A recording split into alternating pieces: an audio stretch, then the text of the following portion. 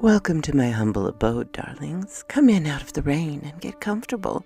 I have a story to tell you, and I hope you enjoy. If you do, be sure to like, comment, and subscribe. Master of the World, Chapter 15. The Eagle's Nest. On the morrow, when I awoke after a sound sleep, our vehicle seemed motionless.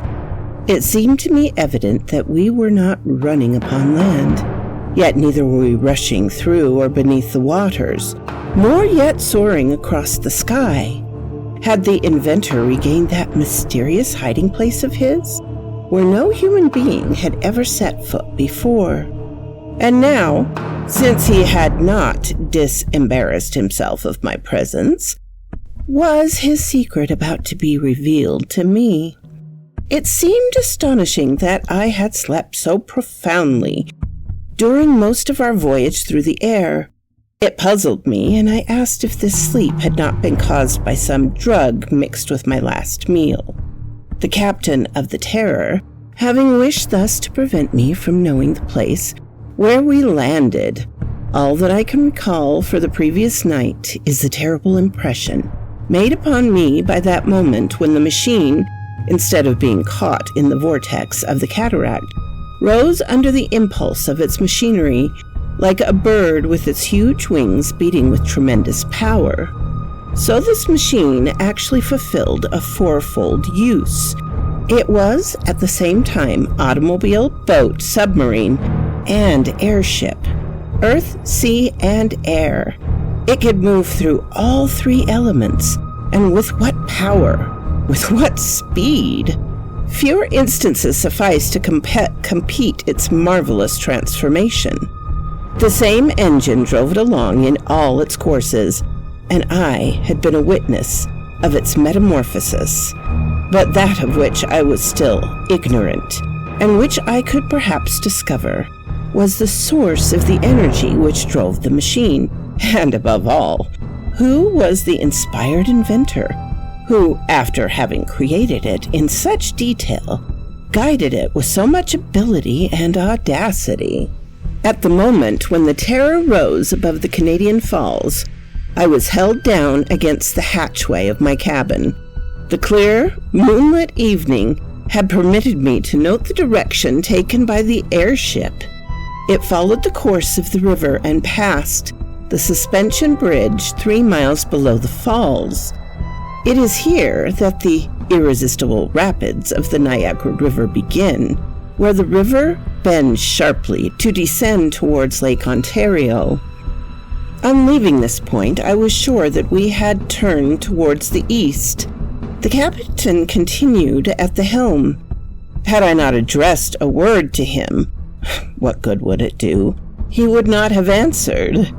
I noted that the Terror seemed to be guided in its course through the air with surprising ease. Assuredly, the roads of the air were as familiar to it as those of the sea and the lands. In the presence of such results, one could not understand the enormous pride of this man who proclaimed himself master of the world. Was he not in control of a machine infinitely superior to any that had sprung from the hand of man, and against which men were powerless? In truth, why should he sell this marvel? Why should he accept the millions offered him? Yes, I comprehended now that absolute confidence in himself, which was expressed in his every attitude. And where might not his ambition carry him, if, by its own excess, it mounted some day into madness? Half an hour after the Terror soared into the air, I had sunk into complete unconsciousness without realizing its approach. I repeat, it must have been caused by some drug. Without doubt, our commander did not wish me to know the road he followed. Hence, I cannot say whether the aviator continued his flight through space, or whether the mariner sailed the surface of some sea or lake, or the chauffeur sped across the American roads. No recollection remains with me of what passed during that night on July 31st. Now, what was to follow from this adventure, and especially concerning myself, what would be its end? I have said that at the moment when I awoke from my strange sleep, the terror seemed to me completely motionless. I could hardly be mistaken. Whatever had been her method of progress, I should have felt some movement even in the air. I lay in my berth in the cabin, where I had been shut in without knowing it, just as I had been on the preceding night which I had passed on board the Terror on Lake Erie. My business now was to learn if I would be allowed to go on deck, here where the machine had landed. I attempted to raise the hatchway. It was fastened. Said I am to be kept here until the Terror recommences its travels? Was not that indeed the only time when escape was hopeless? My impatience and anxiety may be appreciated. I knew not how long this halt might continue. I had not a quarter of an hour to wait. A noise of bars being removed came to my ears. The hatchway was raised from above. A wave of light and air penetrated my cabin. With one bound, I reached the deck. My eyes, in an instant, swept around the horizon. The Terror, as I had thought, rested quietly on the ground. She was in the middle of a rocky hollow measuring from 15 to 1,800 feet in circumference.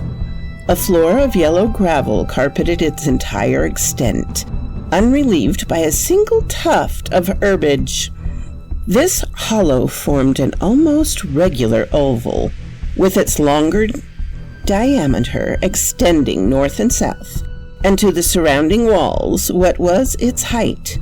What the character of its crest I could not judge.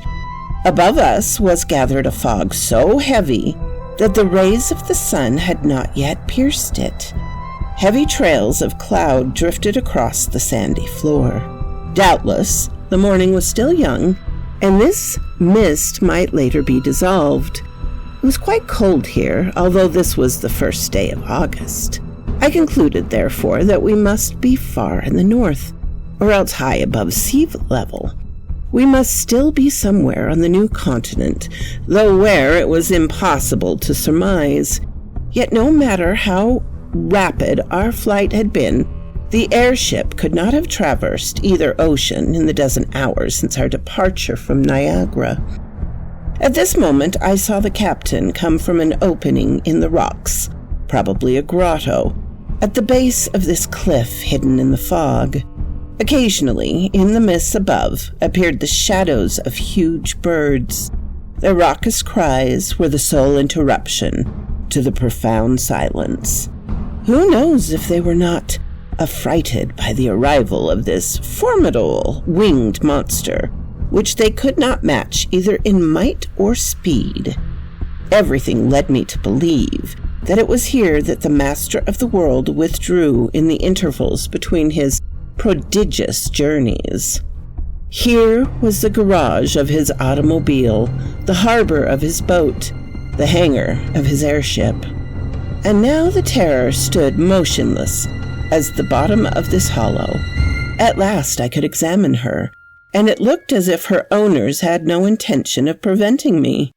The truth is that the commander seemed to take no more notice of my presence than before. His two companions joined him, and the three did not hesitate to enter together into the grotto I had seen. What a chance to study the machine, at least its exterior. As to its inner parts, I probably should never get beyond conjecture. In fact, except for that of my cabin, the hatchways were closed, and it would be vain for me to attempt to open them. At any rate, it might be more interesting to find out what kind of propeller drove the Terror in these many transformations. I jumped to the ground and found I was left at leisure to proceed with this first examination. The machine was, as I have said, spindle-shaped. The bow was sharper than the stern. The body was of aluminum, the wings of a substance whose nature I could not determine. The body rested on 4 wheels about 2 feet in diameter. These had pneumatic tires so thick as to assure ease of movement at any speed. Their spokes spread out like paddles or battledores, and when the Terror moved either on or under the water, they must have increased her pace. These wheels were not, however, the principal propeller. This consisted of 2 Parsons turbines placed on either side of the keel. Driven with extreme rapidity by the engine, they urged the boat onward in the water by twin screws, and I even questioned if they were not powerful enough to propel the machine through the air. The chief aerial support, however, was that of the great wings, now again in repose and folded along the sides. Thus the theory of the heavier-than-air flying machine was employed by the inventor, a system which enabled him to dart through space with a speed probably superior to that of the largest birds. As to the agent which set in action these various mechanisms, I repeat, it could be no other than electricity. From what source did his batteries get their power? Had he somewhere an electric factory to which he must return? Were the dynamos perhaps working in one of the caverns of this hollow? The result of my examination was that, while I could see that the machine used wheels and turbine screws and wings, I knew nothing of either its engines nor the force which drove it. To be sure, the discovery of this secret would be of little value to me. To employ it, I must first be free, and after what I knew, little as that really was, the master of the world would never release me.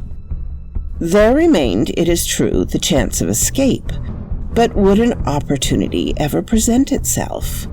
If there could be none during the voyage of the Terror, might there possibly be while we remained in this retreat? The first question to be solved was the location of this hollow. What communication did it have with the surrounding region? Could one only depart from it by a flying machine? And in what part of the United States were we? Was it not unreasonable to estimate that our flight through the darkness had covered several hundred leagues? There was one very natural hypothesis which deserved to be considered, if not actually accepted. What more natural harbor could there be for the Terror than the Great Erie? Was it too difficult a flight for our advisor to reach the summit? Could he not soar anywhere that the vultures and the eagles could? Did not that inaccessible Erie offer the master of the world just such a retreat as our police had been unable to discover, one in which he might well believe himself safe from all attacks? Moreover, the distance between Niagara Falls and this part of the Blue Ridge Mountain did not exceed 450 miles, a flight which would have been easy for the Terror. Yes, this idea more and more took possession of me. It crowded out 100 other unsupported suggestions. Did not this explain the nature of the bond which existed between the Great Erie and the letter which I had received with our commander's initials, and the threats against me if I renewed the ascent, and the espionage to which I had been subject, and all the phenomenon of what the Great Erie had been the theater? Were they not to be attributed to this same cause, though what lay behind this phenomena was not yet clear? Yes, the Great Erie! The Great Erie! But since it had been impossible for me to penetrate here, would it not be equally impossible for me to get out again, except upon the Terror? If the mist would but lift, perhaps I should recognize the place. What was yet a mere hypothesis would become a starting point to act upon. However, since I had freedom to move about, since neither the captain nor his men paid any heed to me, I resolved to explore the hollow. The three of them were in the grotto towards the north end of the oval. Therefore, I would commence my inspection at the southern end. Reaching the rocky wall, I skittered along its base and found it broken by many crevices. Above arose more solid rocks, of that feldspar of which the chain of the Alleghenies largely consisted. To what height the rock wall rose, or what was the character of its summit, was still impossible to see. I must wait until the sun had scattered the mists. In the meantime, I continued to follow along the base of the cliff.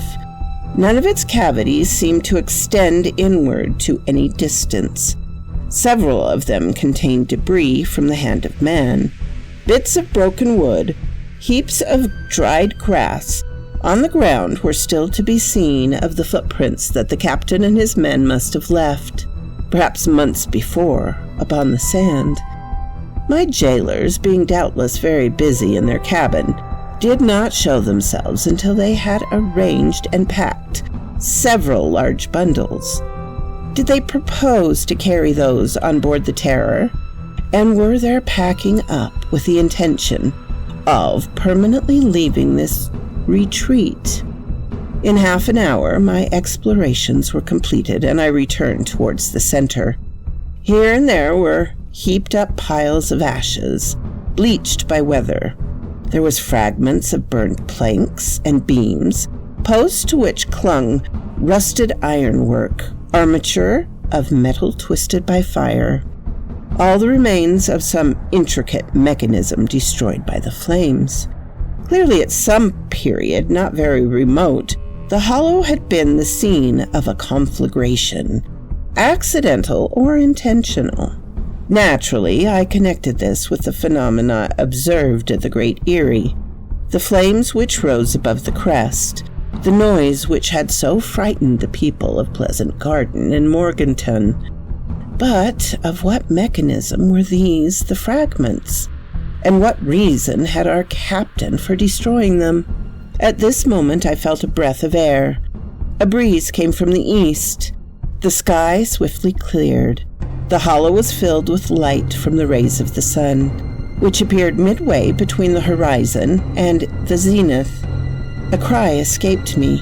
The crest of the rocky wall rose 100 feet above me, and on the eastern side was revealed the easily recognizable pinnacle.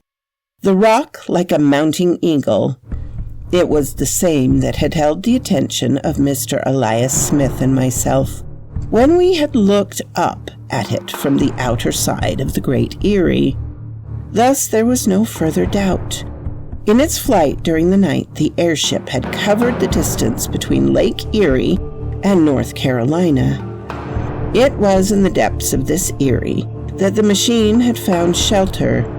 This was the nest worthy of the gigantic and powerful bird created by the genius of our captain, the fortress whose mighty walls none but he could scale. Perhaps even he had discovered in the depths of some cavern some subterranean passage by which he himself could quit the Great Eyrie, leaving the Terror safely sheltered within. At last I saw it all. This explained the first letter sent to me from the Great Eyrie itself, with the threat of death. If we had been able to penetrate to this hollow, who knows if the secrets of the Master of the World might not have been discovered before he had been able to reach the set beyond our reach. I stood there, motionless, my eyes fixed on that mounting eagle of stone, prey to a sudden violent emotion. Whatsoever might be the consequence to myself, it was not my duty to destroy this machine here and now, before it could resume its menacing flight of mastery across the world. Steps approached behind me. I turned. The inventor stood by my side and paused, looking at me in the face. I was unable to restrain myself. The words burst forth. "The Great Eyrie! The Great Eyrie!" "Yes, Inspector Strock." "And you're the Master of the World.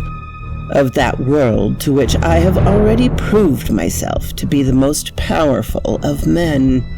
You, I reiterated, stupefied with amazement. I, responded he, drawing himself up in all his pride. I, Rober the Conqueror. So quoth this raven. Lovely, lovely, lovely, my darling. We have, I believe, 3 chapters left. So we will get those out soon. Yay. Anyway, I hope you all have a marvelous week and a happy Thanksgiving to all my American listeners. Love you guys. You're so awesome. Thank you for sticking with me. Thank you for coming back after my break. I hope to be able to put more time into it, more social media, and try and get my views back up. But over my break, I did reach 5,000 subscriptions, which was my goal for so very, very long. And I'm still ahead of that. So, my goal is now my new starting point. And I'm babbling. Anyway, have a lovely week. Happy Thanksgiving. Bye-bye, my darlings.